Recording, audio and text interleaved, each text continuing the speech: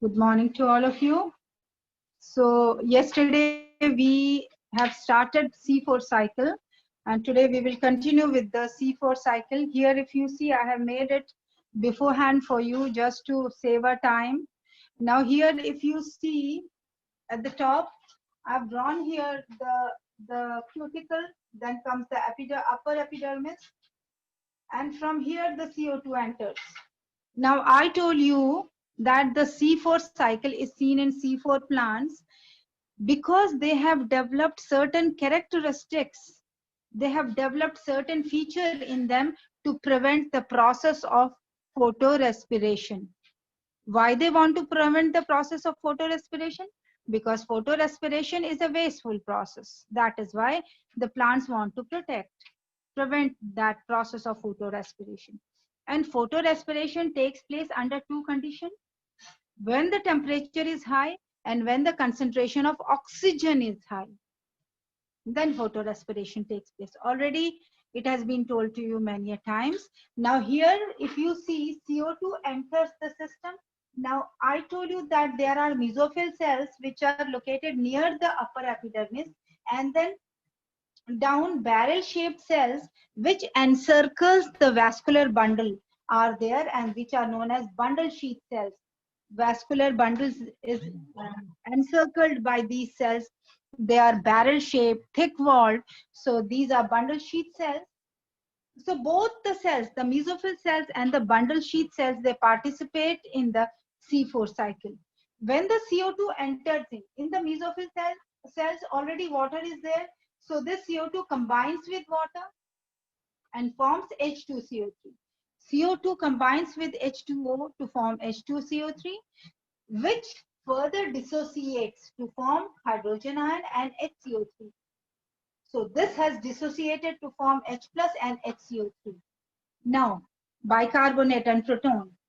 Now, this HCO3, that means indirectly CO2 itself. Indirectly CO2 is accepted by the first CO2 acceptor. See, HCO3 is formed by dissociation of HCO3. So indirectly, this PEP, which is the acceptor of this, is accepting CO2. So in case of C4 cycle, we say that the primary CO2 acceptor is PEP. Primary CO2 acceptor is PEP. The full form of PEP is phosphoenol pyruvate. First carbon acceptor in C4 cycle. See, this is only accepted because this has joined with this, combined with this, formed this, dissociated, and finally accepted by PEP, which is the first carbon acceptor. Now, this HCO3, after being accepted by PEP, phosphoenol pyruvate, in the presence of enzyme PEPcase, PEPcase. Yesterday I wrote here the name PEPCO. Today I have written here PEPcase because I saw that the NCERT is using this name and we have to go strictly by NCERT. So I have changed it to what was there in NCERT. So this is PEPcase, PEPcase. Ase is the suffix used for enzyme. Whenever we write enzyme, we use the suffix ase, ASE. So PEPcase is phosphoenol pyruvate carboxylase. Pyruvate carboxylase. This is phosphoenol pyruvate carboxylase. This is the enzyme which is used when HCO3 is accepted by PEP. And finally, it results in the formation of OAA. What is this OAA? OAA is oxaloacetic acid. This OAA gets transformed into malic acid. See, all this is taking place in the mesophyll cell. CO2 accepted by CO2 combines with H2O, forms H2CO3. This H2CO3 dissociates to form HCO3 and H. This H is accepted by PEP in the presence of enzyme PEPcase and forms oxaloacetic acid, which is OAA. This oxaloacetic acid gets transformed into malic acid. Now here two things can happen. Either it can change into malic acid or it can change into aspartic acid. Two things can happen. Either oxaloacetic acid can change into malic acid or aspartic acid. Normally it changes into malic acid, but when it picks up NH2, it gets converted into aspartic acid. So you can write down aspartic acid or malic acid, anything. Both aspartic acid and malic acid, both are 4-carbon compounds. They have 4 carbons in them. Aspartic acid and malic acid both have 4 carbons in them, and that is why this cycle is known as C4 cycle, carbon 4. Because malic acid or aspartic acid, in some cases aspartic acid, but here we have written malic acid, so we will take malic acid. The malic acid which is formed here, it is a 4-carbon compound, and because of this 4-carbon compound, this cycle is known as C4 cycle. Then this malic acid enters the bundle sheath cell. If you see, it has entered the bundle sheath cell. In the bundle sheath cell, what happens that this malic acid dissociates. Can you see this has been dissociated? It dissociates, and when malic acid dissociates, it forms pyruvic acid and one CO2 is released. So pyruvic acid has been formed, and at the same time CO2 is released. This pyruvic acid which is formed here is a 3-carbon compound. Now here CO2 is released. Now for photorespiration, O2, high O2 is required. For photorespiration, that wasteful process, high O2 concentration is required. I repeat, for the wasteful process which is called as photorespiration, high concentration of O2 is required. And these plants have adapted themselves to prevent photorespiration. And this is one of that step of preventing photorespiration, that high concentration of oxygen is not there, rather CO2 has been released. So when this malic acid dissociates to form pyruvic acid and CO2, this region, this zone becomes, enriched with CO2. Concentration of CO2 becomes high, and there is no O2. O2 is formed in the mesophyll cells.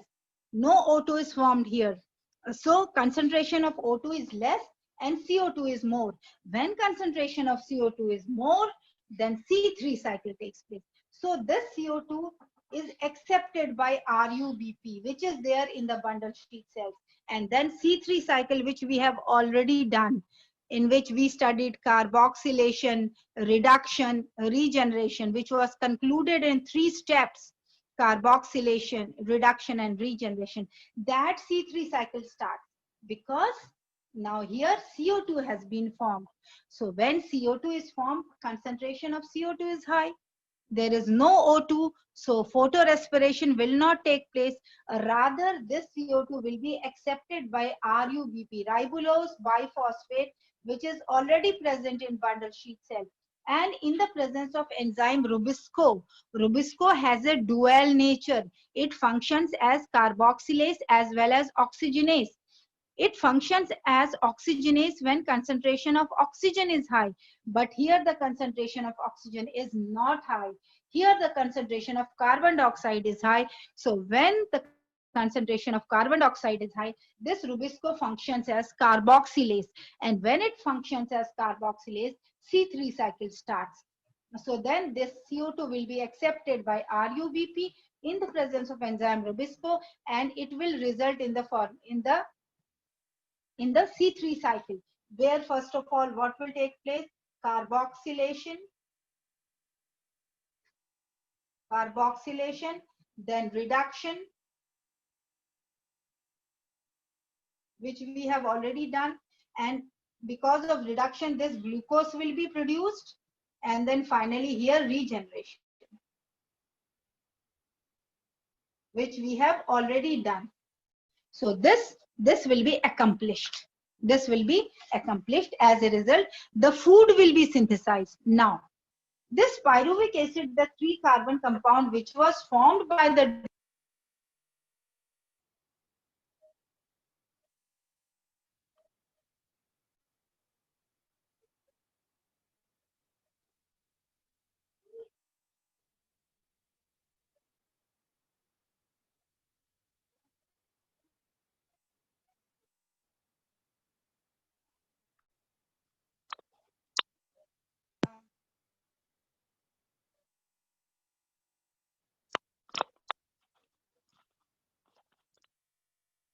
so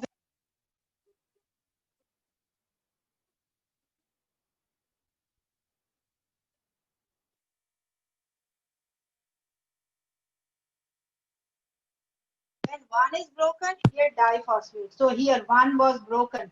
So we got diphosphate. When two bonds are broken,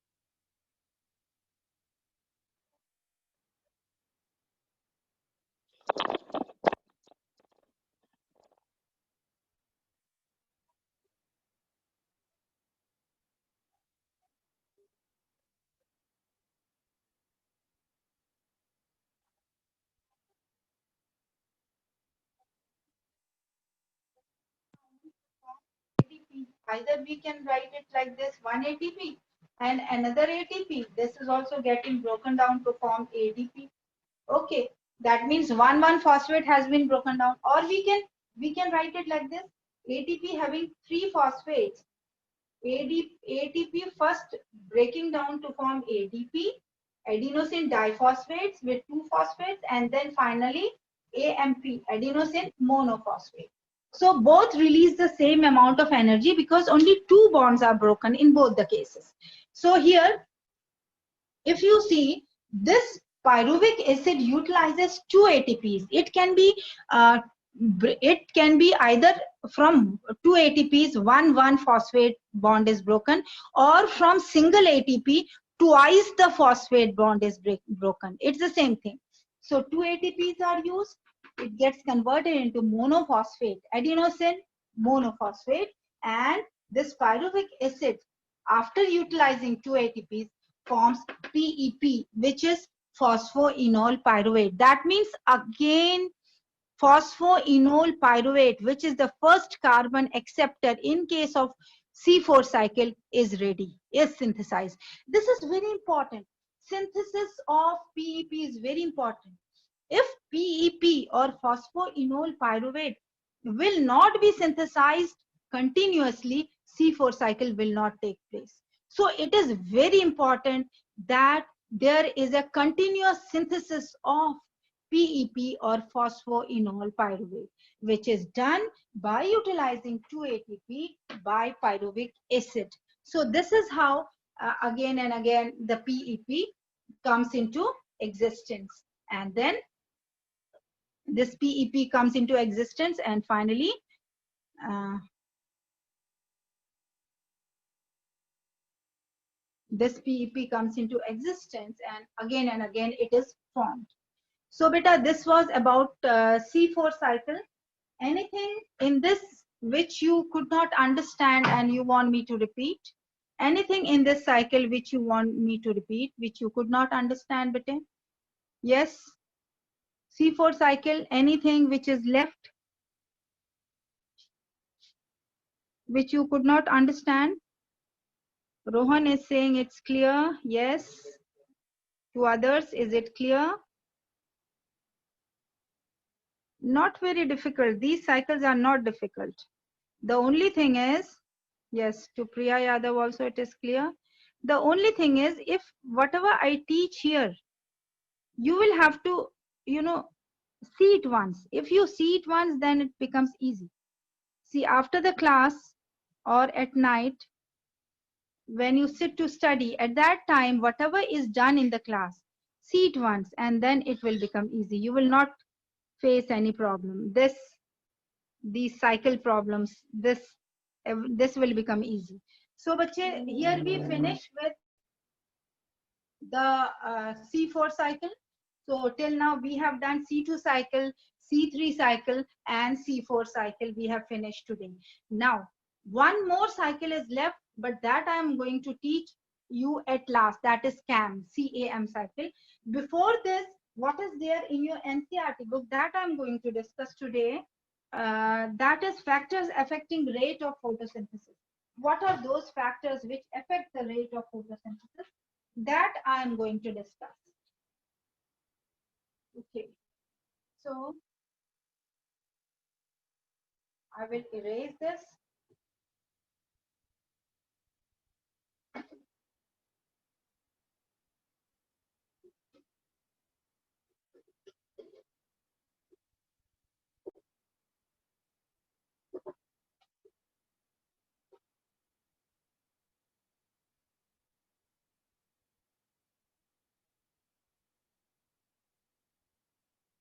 This much of code only.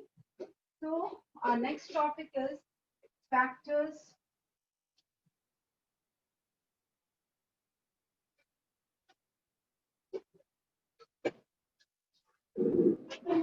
affecting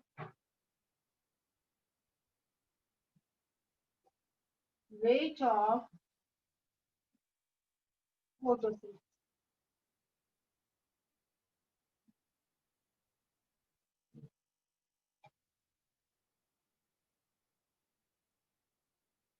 Till now we have done all the cycles of photosynthesis. We did cyclic photophosphorylation, non-cyclic photophosphorylation, which were parts of light reaction. Then we did dark reaction, C3 cycle, C4 cycle, photorespiration, and ultimately this biosynthetic phase, which is the dark reaction, it resulted in the synthesis of glucose. Now what we are going to do is these factors which affect the rate of photosynthesis. Now in this, there are first of all 2 points which are very important, which is given in your book, and very clearly it has been given in your book.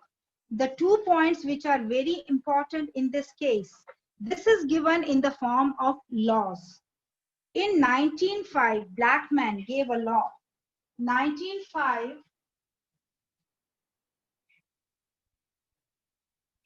there was a researcher and the name was Blackman.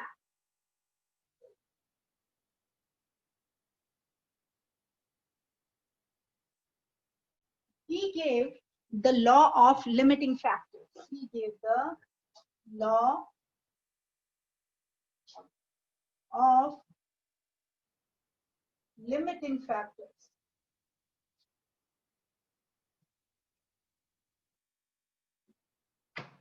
He gave the law of limiting factors, also known as Blackman's law of limiting factors. Now, according to the law which was given by Blackman, he said that whatever factors which are responsible to regulate the process of photosynthesis, whatever factors are there, out of all the factors which is in minimum value, the factor which is in minimum value decides the rate of reaction. That means factors which is in factor, one of the factor which is in minimum, or we can also say least concentration, least value or concentration decides the rate of reaction. Decides the rate of reaction. Means whichever factor is present in minimum value, that will decide the rate of reaction, whether the rate of reaction should speed up or the rate of reaction should be slow. That is decided by the factor which is in least concentration or least value. This, if you see in your book, this law is written literally like this. If a chemical process is affected by more than one factor, then its rate will be determined by the factor which is nearest to its minimal value. It is a factor which directly affects the process if its quantity is changed. That means, for example, if we take that there are 4 factors which are responsible to perform, to maintain the process of photosynthesis, and those 4 factors are, let's take light, one of the factor, let's take water, second factor, let's take chloroplast, third factor, and one more factor we can take, temperature.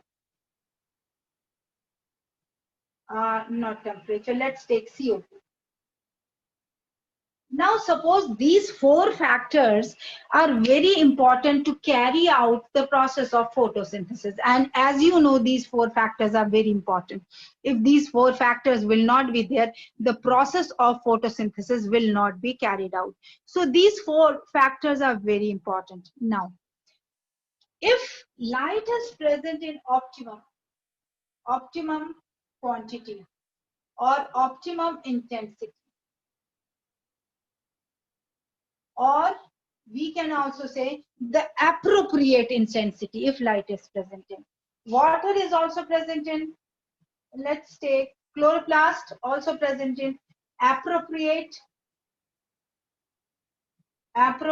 quantity.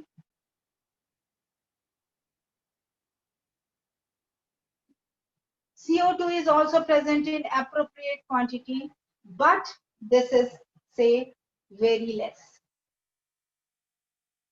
This is very less.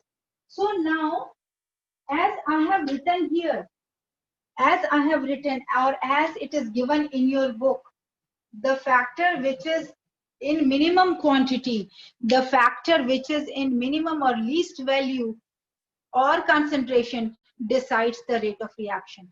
And out of all these, if we provide them numbers, say if this is 12 is required, 12 amount of 12 say units of light is required to carry out the normal process, and it is present. And this also 12 units are required, this is also normal. If we give numbers to this appropriate quantity, but this is present only 2 in 2 units, this is too less.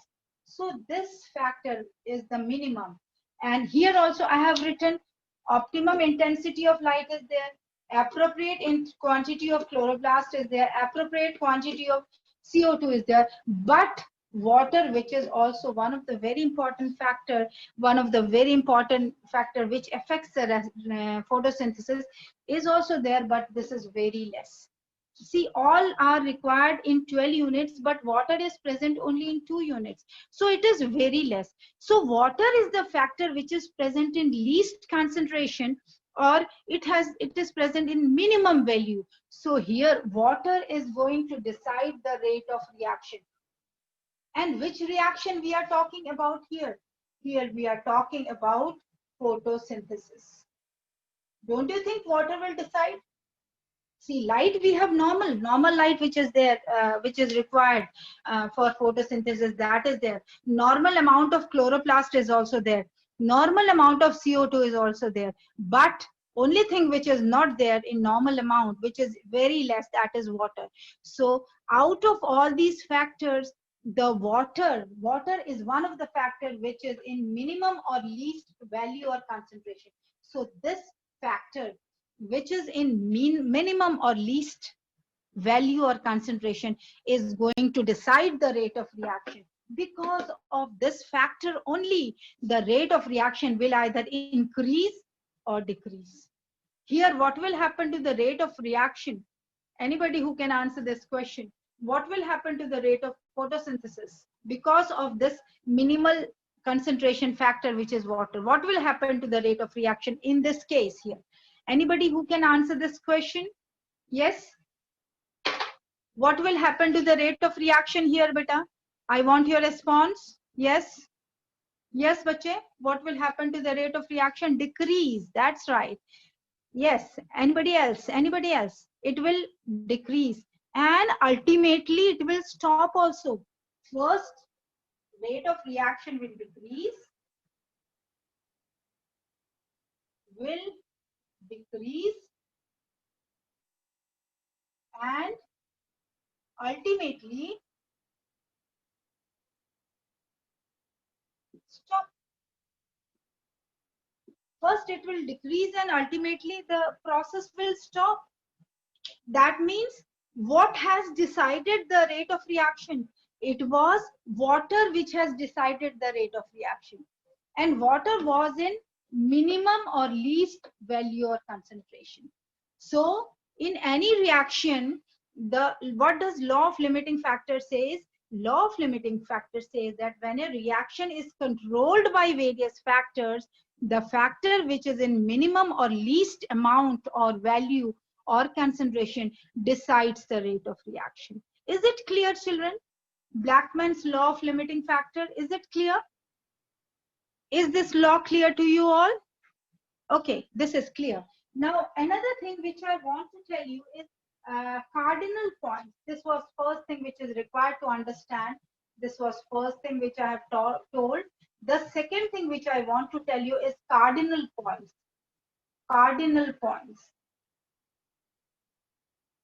Like the previous law, limiting factor, it was given by Blackman. This was given by one more scientist, and the name of the scientist was Schachs. Schachs. This was given by the researcher Schachs. And according to this particular researcher, this gentleman, he said that all the factors are present in three values. All the factors controlling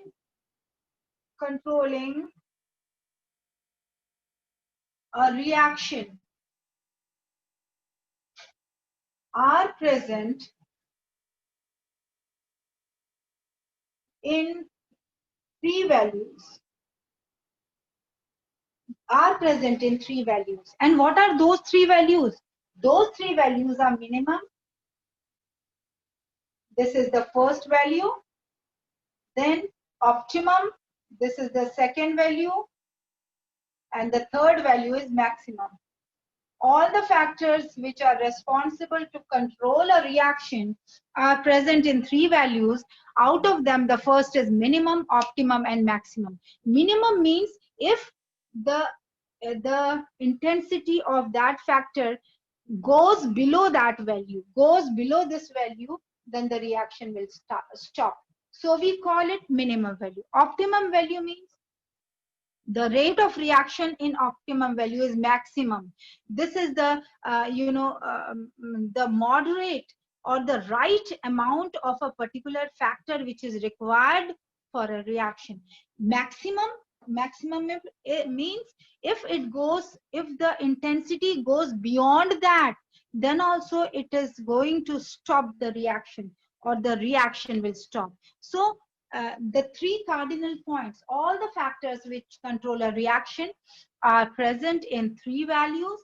They are minimum, they are optimum, and maximum. So for a right rate of reaction, for the maximum rate of reaction, the value of all factors should be optimum. Optimum is the temperature when the value is optimum is the value when the rate of reaction is best. Okay, so this was given by Schachs. Now we come to what are those factors which affect the rate of reaction. The factors which affect the rate of reaction, they are two. They are external factors and internal factors. There are two factors which affect the rate of reactions, the external and the internal factors. First, we are going to start with external factors. Now we are left with just 1 minute. And if I start, I'll not be able to continue. So children, you can ask me any question from whatever I have taught you today. Any question from whatever I have taught?